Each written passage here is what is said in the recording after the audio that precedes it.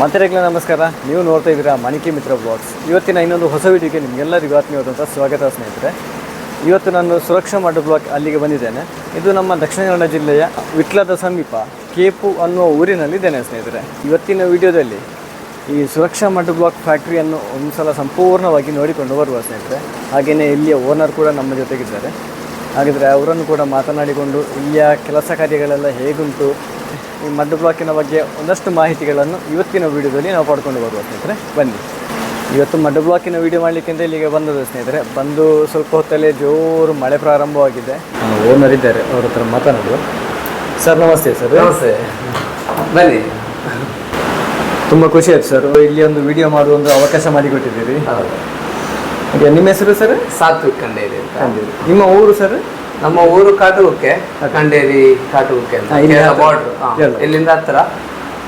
ಈ ಯೂನಿಟ್ ಎಲ್ಲ ಇರೋದು ಕರ್ನಾಟಕದಲ್ಲಿ.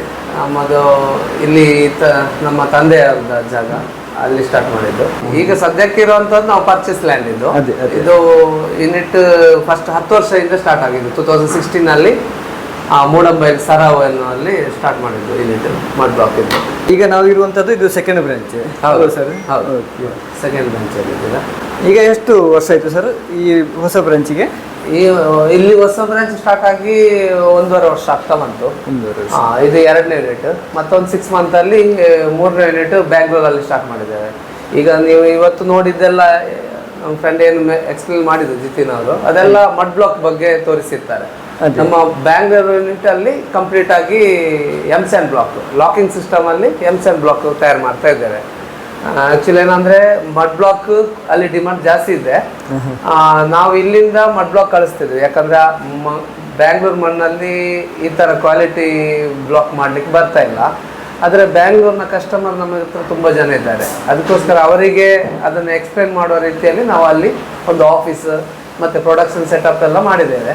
ಆದರೆ ಅಲ್ಲಿ ಡಿಫ್ರೆಂಟ್ ಆಗಿ ಏನು ಬರ್ತದೆ ಅಂದರೆ ಮಡ್ ಬ್ಲಾಕ್ ಬದಲು ಎಂಸ್ಯಾನ್ ಬ್ಲಾಕ್ ಪ್ರೊಡಕ್ಷನ್ ಮಾಡಿ ತೋರಿಸ್ತಾ ಇದ್ದೇವೆ.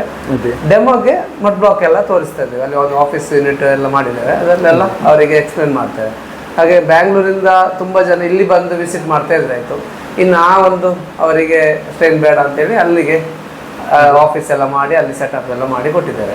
ಈಗ ಅಲ್ಲಿಯ ಪ್ರಾಡಕ್ಟ್ ನಮಗೆ ಬೇಕು ಅಂತ ಹೇಳಿದ್ರೆ ಅದು ಸ್ವಲ್ಪ ಕೇಳ್ತಾ ಇದ್ದಾರೆ ಸ್ವಲ್ಪ ಜನ. ನಮಗೆ ಇಲ್ಲೂ ಪ್ರೊಡಕ್ಷನ್ ಮಾಡ್ಬೋದು, ಆದ್ರೆ ಏನಾಗಿದೆ ಅಂದ್ರೆ ಈಗ ಸದ್ಯಕ್ಕೆ ಇಲ್ಲಿ ಶೆಡ್ಯೂಲ್ ಟೈಟ್ ಇದೆ. ಅಂದ್ರೆ ಮಡ್ ಬ್ಲಾಕ್ ಈಗ ಡಿಮಾಂಡ್ ಜಾಸ್ತಿ ಇರೋ ಕಾರಣ ನಾವು ಎಂಸ್ಯಾನ್ ಬ್ಲಾಕ್ ಇಲ್ಲಿ ಪ್ರೊಡಕ್ಷನ್ ಸ್ಟಾರ್ಟ್ ಮಾಡಲಿಲ್ಲ ಇನ್ನು.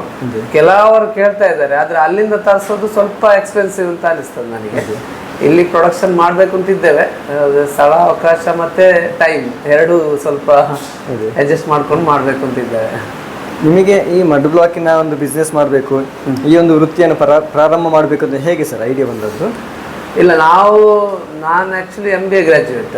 MBA ಹೋಗುವ ಟೈಮಲ್ಲೇ ಬಿಸ್ನೆಸ್ ಮಾಡಬೇಕಂತಲೇ MBA ತಗೊಂಡವ ನಾನು. ಆದರೆ ಆ ಸ್ಟಾರ್ಟಿಂಗ್ ಒಂದು 2-3 ವರ್ಷ ಕೆಲಸಕ್ಕೆ ಅಂತ ಹೋಗಿ ಆಮೇಲೆ ಏನಾದರೂ ಒಂದು ಆಪರ್ಚುನಿಟಿ ಸಿಗ್ತದೆ ನೋಡಿ ಬಿಸ್ನೆಸ್ ಸ್ಟಾರ್ಟ್ ಮಾಡಬೇಕು ಅಂತಲೇ ಪ್ಲ್ಯಾನಲ್ಲೇ ಹೋದವ.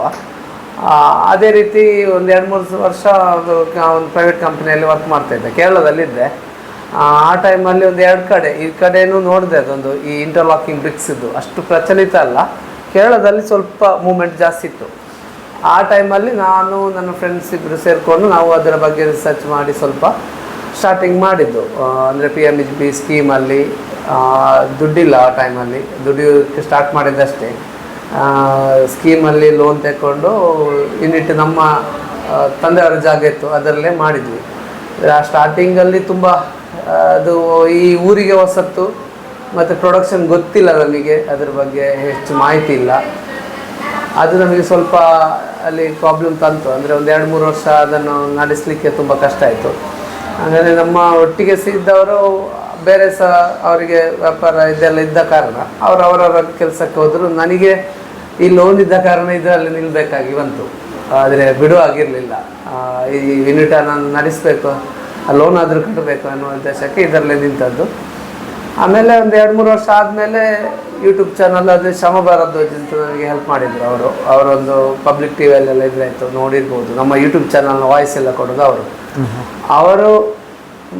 ನಮಗೆ ಈ ಪ್ರಾಡಕ್ಟಿನ ಬಗ್ಗೆ ಯೂಟ್ಯೂಬಲ್ಲಿ ಒಂದು ನಾವೇ ವಿಡಿಯೋ ಮಾಡಿ ಹಾಕುವ ಅಂತ ರಿಕ್ವೆಸ್ಟ್ ಮಾಡಿ ಅವರು ಹಾಕಲಿಕ್ಕೆ ಸ್ಟಾರ್ಟ್ ಮಾಡಿದ್ರು. ಆ್ಯಕ್ಚುಲಿ ಅವರು ಅದನ್ನು ಪ್ರಮೋಟ್ ಮಾಡಲಿಕ್ಕೆ ನಮಗೆ ಹೆಲ್ಪ್ ಮಾಡಿದರು. ಅಲ್ಲಿಂದ ನಮ್ಮ ಪ್ರಮೋಷನ್ ಸ್ಟಾರ್ಟ್ ಆಯಿತು. ಕರ್ನಾಟಕಕ್ಕೆಲ್ಲ ರೀಚ್ ಆಯಿತು ಅದು ಆ ಟೈಮಲ್ಲಿ. ಅಲ್ಲಿಂದ ನಮ್ಮ ಸೇಲ್ಸ್ ಏನಾಯಿತು, ನಮ್ಮ ಲೋಕಲ್ ಸೇಲ್ಸ್ ಇದ್ದದ್ದು ಆಮೇಲೆ ಹೊರಗಡೆ ಸೇಲ್ಸ್ ಸ್ಟಾರ್ಟ್ ಆಯಿತು. ಅದ್ರ ನಂತರ ನಮಗೆ ಅದು ಪ್ರೊಡಕ್ಷನ್ ಫುಲ್ಲಾಗಿ ಮಾಡಲಿಕ್ಕೆ ಬಂತು. ಆ ನಂತರ ಒಂದು 5 ವರ್ಷಕ್ಕೆ ಕಂಪನಿ ಸೆಟಪ್ ಕ್ಲಿಯರ್ ಆಯಿತು. ಆಮೇಲೆ ನಮಗೆ ಪ್ರಾಡಕ್ಟ್ ಇಲ್ಲದೆ ಆದದ್ದಲ್ಲದೆ ಹೆಚ್ಚುವರಿ ಅಂತ ಪ್ರಾಡಕ್ಟ್ ಆಗಲಿಲ್ಲ. ಎಷ್ಟು ನಾವು ಡೇ ನೈಟ್ ಮಾಡಿ ಕೊಡ್ತಾ ಇದ್ದೇವೆ ಎಲ್ಲ ಸೇಲ್ಸ್ ಆಗ್ತಾ ಇದೆ.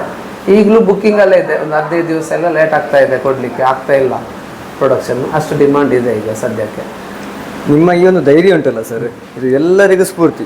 ಯಾಕೆಂತ ಹೇಳಿದ್ರೆ ಈಗ ಮಡ್ ಬ್ಲಾಕ್ ಪ್ರಚಲಿತಕ್ಕೆ ಬರ್ತಾ ಉಂಟು, ಎಲ್ಲರೂ ಅದರ ಬಗ್ಗೆ ಗಮನ ಕೊಡ್ತಾ ಇದ್ದಾರೆ. ಆದ್ರೆ ನೀವು 10 ವರ್ಷ ಹಿಂದೆನೆ ಸ್ಟಾರ್ಟ್ ಮಾಡಿದ್ದೀರಿ. ಆಗ ಮಡ್ ಬ್ಲಾಕಿನ ಬಗ್ಗೆ ಯಾರಿಗೂ ಅಷ್ಟೊಂದು ಐಡಿಯಾ ಇರಲಿಲ್ಲ.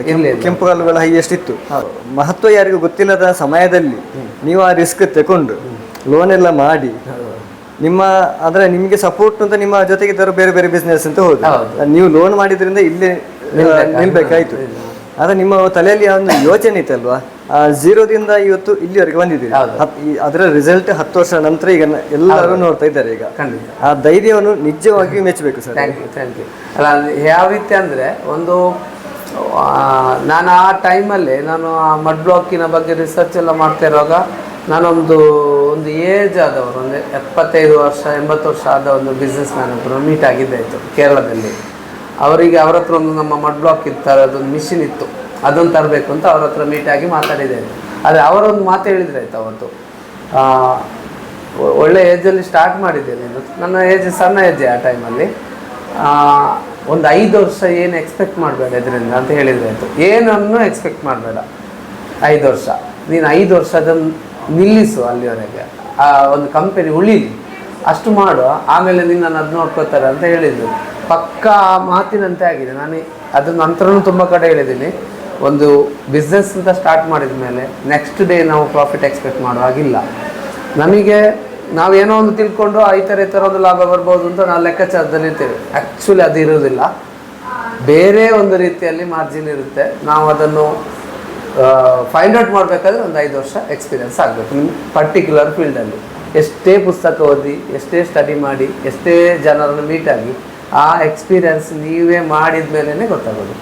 ನಾನು ಸ್ಟೂಡೆಂಟಿಗೂ ತುಂಬ 2-3 ಸೆಷನಲ್ಲಿ ಹೇಳಿದ್ದೇನೆ, ಈಗಲೂ ಹೇಳ್ತಾ ಇದ್ದೇನೆ, ಒಂದು ಬಿಸ್ನೆಸ್ ಮಾಡಿದ ಮೇಲೆ ಒಂದು ಸಣ್ಣ ಇನ್ಕಮ್ ನಮಗೆ ಬೇರೆ ಬರ್ತಾ ಇದ್ದರೆ ಬೆಸ್ಟ್. ಈ ಬಿಸ್ನೆಸ್ಸನ್ನು ಉಳಿಸೋಕೆ ಆಗ್ತದೆ. ನಂದು ಕಂಪನಿಯಲ್ಲಿ ದುಡಿತಾ ಇದ್ದೆ ಅಂತ ಹೇಳಿದರು. ಆಮೇಲೆ ಆ ಕಂಪನಿಯದೊಂದು ನಮ್ಮದು ಪೌಲ್ಟ್ರಿ ಇಂಡಸ್ಟ್ರಿ ಇದ್ದದ್ದು, ಅದರದ್ದೊಂದು ಸಣ್ಣ ಲಿಂಕ್ ಇಟ್ಕೊಂಡು ನಾನೊಂದು ಸಣ್ಣ ಬಿಸ್ನೆಸ್ ನಡೆಸ್ತಾ ಇದ್ದೆ. ಅದು ಈಗಲೂ ಇದೆ ನನ್ನ ಹತ್ರ. ಆದರೆ ಆ ಬಿಸ್ನೆಸ್ ನನಗೆ ನನ್ನ ಈ ಮಡ್ ಬ್ಲಾಕ್ ಕಂಪನಿಯನ್ನು ಉಳಿಸಲಿಕ್ಕೆ ಒಳ್ಳೆ ಹೆಲ್ಪ್ ಆಯಿತು. ಯಾಕಂದರೆ ನೈಟ್ ಹೊತ್ತು ಆ ಕೆಲಸ ಮಾಡಿಸ್ತಾ ಡೇ ಹೊತ್ತು ಈ ಕಂಪನಿಯ ಬಗ್ಗೆ ವರ್ಕ್ ಮಾಡಲಿಕ್ಕೆ ನನಗೆ ಹೆಲ್ಪ್ ಆಯಿತು. ಆಗ ನನ್ನ ಇನ್ಕಮ್ ಸೋರ್ಸ್ ಅಲ್ಲಿಂದ ಇತ್ತು. ನನಗೆ ನೈಟ್ ಏನು ದುಡಿತೇನೆ ಅದು ಓವರ್ ಟೈಮ್ ಡ್ಯೂಟಿಯಲ್ಲಿ ಸಿಗ್ತಾಯಿತ್ತು. ಆಗ ನಮಗೆ ಅದು ಇದರಿಂದ ಇನ್ಕಮ್ ಪಡಿಬೇಕು ಅನ್ನೋ ಉದ್ದೇಶ ಇಲ್ಲ, ಇದನ್ನೊಂದು ನಿಲ್ಲಿಸಬೇಕು, ಕಂಪನಿ ಉಳಿಸಬೇಕು ಅಂತ ಅನ್ನೋ ಉದ್ದೇಶಕ್ಕೆ ದುಡಿದ್ದೇವೆ. ಆಗ ನಿಮಗೆ ಒಂದು ಕಂಪನಿಯನ್ನು ಬೆಳೆಸಲಿಕ್ಕೆ ಸಾಧ್ಯ ಅಂತ. ಆಗ ಒಂದು ಏನು ತಿಳ್ಕೋಬೇಕು, ಓವರ್ ನೈಟ್ ಕೆಲಸ ಮಾಡಲಿಕ್ಕೂ ರೆಡಿ ಇರಬೇಕು. ನಮ್ಮ ಕಂಪನಿ ಅಂತ ಹೇಳುವಾಗ ಅದು ಆ ಥರ ವರ್ಕ್ ಮಾಡಲಿಕ್ಕೆ ರೆಡಿ ಇದ್ದವಾಗ ಮಾತ್ರ ಉಳಿತದೆ. ಈಗಲೂ ನಾನು ಬೆಳಿಗ್ಗೆ ಒಂದು 7 ಗಂಟೆಗೆ ಕಾಲ್ಸ್ ಸ್ಟಾರ್ಟ್ ಆದರೆ 11:30 12 ಗಂಟೆವರೆಗೂ ನಾನು ಕಾಲ್ಸಲ್ಲಿ ಇರ್ತೇನೆ. ಮತ್ತು ನೈಟು ಎಷ್ಟೊತ್ತಾದರೂ ಫೋನ್. ನಮ್ಮದೀಗ ಒಂದು 100 ಜನ ಕೆಲಸಕ್ಕಿದ್ದಾರೆ. ಒಂದೊಂದು ಸಮಸ್ಯೆ ಡೇ ನೈಟ್ ರನ್ನಿಂಗ್ ಇರುವಾಗ ಸಮಸ್ಯೆಗಳು ಬರ್ತದೆ, ಫೋನ್ ಬರ್ತದೆ. ನಾವು ಯಾವುದನ್ನು ಫೋನ್ ಅವಾಯ್ಡ್ ಮಾಡೋದಿಲ್ಲ, ಆ ಥರ ಮಾಡ್ತೀವಿ ಮ್ಯಾಕ್ಸಿಮಮ್. ನಾವು ಅದಕ್ಕೆ ಈಗಲೂ ಟೈಮ್ ಕೊಡ್ತಾ ಇದ್ದೇವೆ. Great sir, great. ನಿಜವಾಗಿಯೂ ಸಾಧನೆ ಅಂದರೆ ಎಂತ ಅಂತ ನಿಮ್ಮ ಮಾತುಗಳನ್ನು ನೋಡಿ ಕಲಿಬೇಕು. ಒಂದಲ್ಲ ಒಂದು ದಿನ ಅದಕ್ಕೆ ರಿಸಲ್ಟ್ ಸಿಗ್ತದೆ. ಖಂಡಿತ. ಈಗ 10 ವರ್ಷದಲ್ಲಿ ನಾವು ಈಗ ಒಂದು 150, ಈಗ ಡೈರೆಕ್ಟ್ ಇಂಡೈರೆಕ್ಟ್ ಹೇಳಿದರೆ ಒಂದು 150 ಜನ ಕೆಲಸಕ್ಕಿದ್ದಾರೆ ನಮ್ಮ ಅಂಡರಲ್ಲಿ. ಅಂದಷ್ಟು ಮನೆ ಮಾಡ್ತಾ ಇದ್ದೇವೆ. ಇನ್ನು ಪ್ರಾಡಕ್ಟಿಗೆ ದೊಡ್ಡ ದೊಡ್ಡ ಕಂಪನಿ ಈ ಕಡೆಯಿಂದ ಎಲ್ಲ ಡಿಮಾಂಡ್ಗಳು ಬರ್ತಾ ಇದೆ. ಹಾಗೆ ಈಗ 3 ಬ್ರಾಂಚ್ ಆಗಿದೆ, 3 ಬ್ರಾಂಚ್ ಮಾಡಿ ಆಗಿದೆ. ಈಗ ಇನ್ನು ಬೇರೆ ಬ್ರಾಂಚ್ ಮಾಡುವ ಉದ್ದೇಶ ಕೂಡ ಇದೆ. ಒಂದು 2-3 ಕಡೆ ಬ್ರಾಂಚ್ ಮಾಡುವಂಥ ಪ್ಲ್ಯಾನಲ್ಲೂ ಇದ್ದೇವೆ. ಎಕ್ಸ್ಪೆನ್ಷನ್ ಇನ್ನೂ ಮಾಡ್ತಾ ಇದ್ದೇವೆ. ಹಾಗೆ ತೊಂದರೆ ಇಲ್ಲ, ಒಳ್ಳೆ ರಿಸಲ್ಟ್ ಕೊಟ್ಟಿದ್ದಾರೆ. ಪ್ರಯತ್ನ ಇದೆ, ಕಿರಿಕಿರಿ ಕೂಡ ಇದೆ. ಅದನ್ನು ಕಿರಿಕಿರಿ ಅಂತ ತಗೊಳ್ಳೋದೆ ಅದು ಡೆವಲಪ್ಮೆಂಟಿನ ಒಂದು ದಾರಿ ಅಂತ ತಿಳ್ಕೊಂಡು ನಾವು. ಖಂಡಿತ ಸರ್, ಇದು ನಮ್ಮ ಊರಿನ ಬಿಸ್ನೆಸ್ ಇಡೀ ದೇಶದಲ್ಲಿ ಪ್ರಚಲಿತ ಆಗಬೇಕು ಸರ್. ನಮಗೆ ಕೂಡ ಒಂದು ಹೆಮ್ಮೆ ಉಂಟು, ಯಾಕಂದ್ರೆ ನಮ್ಮ ಊರಿನವರೇ ನೀವು. ಮಡ್ ಬ್ಲಾಕ್ ಅಂತ ಹೇಳಿದ್ರೆ ನಮಗೆ ಮುಂಚೆ ಗೊತ್ತಿರಲಿಲ್ಲ. ದೇಶದಲ್ಲಿ ಹೆಸರಾಗಬೇಕು ಸರ್. ಖಂಡಿತ. ಹಾಗೇನೆ ಸರ್, ಇನ್ನೊಂದು ಸುರಕ್ಷಾ ಅಂತ ಹೆಸರು ಯಾಕೆ ಸರ್? ಅದು ಆ ಟೈಮಲ್ಲಿ ನಾವು ಒಂದು ಮನೆ ಕಟ್ಟಿಕೊಡುವಾಗ ಒಂದು ಸುರಕ್ಷತೆಯಿಂದ ಕೊಡಬೇಕು ಅಂತ ಆ ಒಂದು ಥಾಟಲ್ಲಿ ಆ ಹೆಸರಿಟ್ಟದ್ದು ಸುರಕ್ಷಾ ಮಡ್ ಬ್ಲಾಕ್ ಅಂತ. ಆ ಥರ ಒಂದು ಹೆಸರು ಬಂತು. ಅದು ಆ ಬ್ರ್ಯಾಂಡಲ್ಲೇ ಒಳ್ಳೆ ಫೇಮಸ್ ಆಯಿತು. ಅದಕ್ಕೆ ನಮ್ಮ ಯೂಟ್ಯೂಬರ್ ಶಿವಮೊಗ್ಗಧ್ವಜ ಆ ಬ್ರ್ಯಾಂಡ್ ಕ್ರಿಯೇಟ್ ಮಾಡಲಿಕ್ಕೆ ಆ ಪ್ರತಿ ವಿಡಿಯೋದಲ್ಲಿ ಆ ಹೆಸರನ್ನು ಹೇಳಿ ಹೇಳಿ ಹೇಳಿ ಒಂದು ಬ್ರ್ಯಾಂಡ್ ಕ್ರಿಯೇಟ್ ಮಾಡಿದ್ದಾರೆ. ಈಗ ಕರ್ನಾಟಕದ ಯಾವ ಮೂಲೆಗೂ ಸುರಕ್ಷಾ ಮಡ್ ಬ್ಲಾಕ್ ಗೊತ್ತಿದೆ. ಹೆಚ್ಚು ಕಮ್ಮಿ ಎಲ್ಲಿ ಫ್ಯಾಕ್ಟ್ರಿಗಳು ತುಂಬ ಅದು. ಈಗ ಅದು ನಮ್ಮ ಮಡ್ ಬ್ಲಾಕಿಗೆ ಒಂದು ಸ್ಪೆಷಾಲಿಟಿ ಇದೆ. ಎಲ್ಲಿ ಎಷ್ಟು ದೂರದಿಂದಲೂ ಬಂದು ತಗೊಂಡು ಹೋಗ್ತಾ ಇದ್ದಾರೆ. ಹೆಸರಲ್ಲಿ ಹೇಳುವಾಗೆ ರಕ್ಷಣೆ ಉಂಟು sir. All the best sir, ಇನ್ನಷ್ಟು ಬೆಳಿಬೇಕು ನೀವು. Thank you so much. Family support ಕೂಡ ಉಂಟಾ ಸರ್? ಉಂಟು. ನನ್ನ ಮಿಸಸ್ ಕೂಡ ಇದರಲ್ಲಿ ಇದ್ದಾಳೆ, ಈಗ ಲಿಖಿತ ಅಂತ. ಅವಳು ಕೂಡ ಕಂಪ್ಲೀಟ್ ಅಕೌಂಟ್ಸ್ ನೋಡ್ತಾಳೆ, ಮತ್ತು ಮಾರ್ಕೆಟಿಂಗ್ ಕೂಡ ನೋಡ್ತಾ ಇದ್ದಾಳೆ, ಕಸ್ಟಮರ್ ಹ್ಯಾಂಡ್ಲಿಂಗ್ ಎಲ್ಲ ಮಾಡ್ತಾ ಇದ್ದಾಳೆ. ಅವಳು 5 ವರ್ಷದಿಂದ ಇದರಲ್ಲೇ ಫುಲ್ ಟೈಮ್ ಆಗಿ ಕೆಲಸ ಮಾಡ್ತಿದ್ದಾಳೆ. ಮತ್ತು ನನ್ನ ಫ್ರೆಂಡ್ ಜಿತಿನ್ ಅಂತ ಇದ್ದಾರೆ, ಮೊದಲು ಮಾತಾಡಿದ್ದಾರೆ, ಅವರು ಒಟ್ಟಿಗೆ ಇದ್ದಾರೆ ನಮ್ಮೊಟ್ಟಿಗೆ. ಹಾಗೆ ನಾವೇ 3-4 ಜನ ಬಿಸ್ನೆಸ್ ಒಂದು ಫ್ಯಾಮಿಲಿ ಥರ ನಾವು ನಡೆಸ್ತಾ ಇದ್ದೇವೆ. ಹಾಗೆ ನಮಗೆ ಸ್ವಲ್ಪ ಹ್ಯಾಂಡ್ಲಿಂಗ್ ಈಸಿ ಆಗ್ತಾ ಇದೆ. ಎಲ್ಲ ಪ್ರಾಮಾಣಿಕತೆಯಲ್ಲಿ ದುಡಿತಾರೆ. ಮತ್ತು ಬೇರೆ ಎಲ್ಲ ವರ್ಕರ್ಸ್ ಕೂಡ ಒಳ್ಳೆ ಕೆಲಸ ಮಾಡ್ತಾ ಇದ್ದಾರೆ. ನಮ್ಮ ಹಿಂದಿಯವರ ಟೀಮ್ ಇತ್ತು, ಅವರೊಂದು 6-7 ವರ್ಷದಿಂದ ನನ್ನೊಟ್ಟಿಗಿದ್ದಾರೆ. ಈಗ ಒಂದು 45-50 ಜನ ಹಿಂದಿ ಒಂದೇ ಊರಿನವರಿದ್ದಾರೆ. ಒಳ್ಳೆ ಕೆಲಸ ಮಾಡ್ತಾ ಇದ್ದಾರೆ. ನಮಗೆ ಒಳ್ಳೆ ಎಕ್ಸ್ಪೀರಿಯೆನ್ಸ್ ಇರುವವರು ಒಳ್ಳೆ ಕೆಲಸ ಕೂಡ ಮಾಡ್ತಾರೆ. ಅವರಿಗೆ ಒಳ್ಳೆ ರಿಟರ್ನ್ ನಾವು ಕೊಡ್ತಾ ಇದ್ದೇವೆ. ಅವರು ಈಗ ಎಷ್ಟೋ ಸಲ ಹೋದರೂ ಊರಿಗೆ ರಿಟರ್ನ್ ಬರ್ತಾರೆ. ಅವರು ನಮ್ಮ ಒಂದು ಆ ಪ್ರೀತಿ ಇಟ್ಟು ಅವರಿಗೆ ಸ್ಯಾಲ್ರಿಯಲ್ಲಿ ಅವ್ರಿಗೆ ಏನು ರಿಟರ್ನ್ ಕೊಡಬೇಕು ಅದನ್ನೆಲ್ಲ ಫೆಸಿಲಿಟಿ ಎಲ್ಲ ಕೊಡ್ತಾ ಇದ್ದೇವೆ. ಹಾಗೆ ಅವರು ನಮ್ಮೊಟ್ಟಿಗೆ ಇದ್ದಾರೆ 7 ವರ್ಷದಿಂದ ಕೂಡ. ಹಾಗೆ ಥ್ಯಾಂಕ್ ಯು ಸರ್. ಇಷ್ಟೊತ್ತು ನಿಮ್ಮ ಒಂದು ಅಮೂಲ್ಯವಾದಂಥ ಸಮಯವನ್ನು ನಮ್ಮ ಜೊತೆ ಹಂಚಿಕೊಂಡಿದ್ದೀರಿ. ಏನೋ ಡೌಟ್ ಇದ್ದರೂ ಕಾಲ್ ಮಾಡ್ಬೋದು ನಮಗೆ. ಪ್ರಾಡಕ್ಟ್ ಬೇಕಾದರೂ ಕಾಲ್ ಮಾಡ್ಬೋದು. ಇಲ್ಲ ಸ್ಕೀಮ್, ಈಗ ಬಿಸ್ನೆಸ್ ಮಾಡೋರು ಇದ್ದಾರೆ ಕೆಲವರು, ಸ್ಕೀಮ್ ಯಾವ ರೀತಿ ಅಪ್ಲೈ ಮಾಡೋದು ಏನಾದರೂ ಹೊಸ ಥಾಟ್ ಇದ್ದರೆ ಅದ್ರ ಬಗ್ಗೆ ಇದ್ದರೂ ಕೇಳಲಿ, ಐಡಿಯಾ ಕೊಡುವ, ಹೆಲ್ಪ್ ಮಾಡುವ.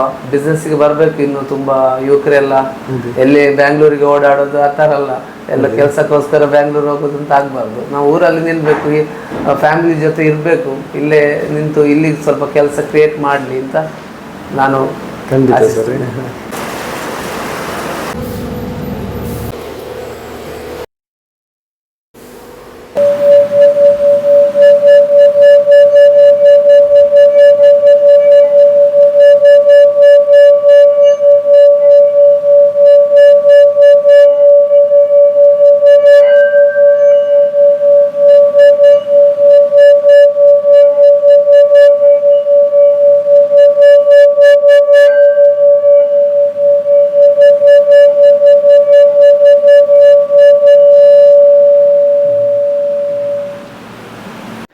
ಹತ್ತು ವರ್ಷಗಳ ಪರಿಶ್ರಮಕ್ಕೆ ಇವತ್ತೊಂದು ಒಳ್ಳೆಯ ಮೌಲ್ಯ, ಒಂದು ರಿಸಲ್ಟ್ ಸಿಗ್ತಾ ಉಂಟು.